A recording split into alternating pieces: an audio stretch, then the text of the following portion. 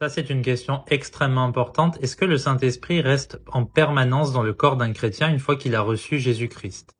Alors oui, évidemment, la Bible dit que on a été scellé du Saint-Esprit de la promesse, et ensuite en Éphésiens chapitre 4 verset 30, il est écrit pour le jour de la rédemption, et selon certaines traductions, jusqu'au jour de la rédemption.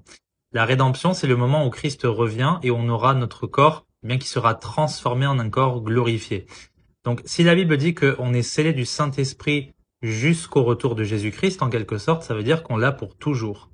De plus, Jésus, il a dit, je vous enverrai un autre consolateur, l'Esprit de vérité, afin qu'il demeure avec vous pour toujours. Il dit pas pendant 5 minutes, il dit pas jusqu'à ce que vous péchiez, il dit pas jusqu'à ce que vous ayez fait une grave erreur, il dit pour toujours. C'est une promesse. Jésus n'est pas un menteur.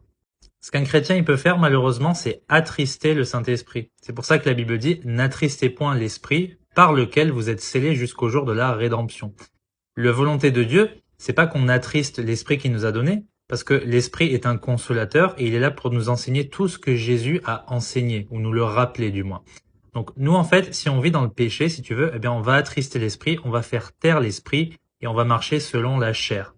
Mais est-ce que ça veut dire que le Saint-Esprit disparaît? Non, il ne peut pas disparaître, puisqu'on est scellé. C'est un peu comme si tu avais été gravé de l'Esprit sur ton âme ou sur ta peau ou ce que tu veux, tu vois. C'est impossible de l'enlever après.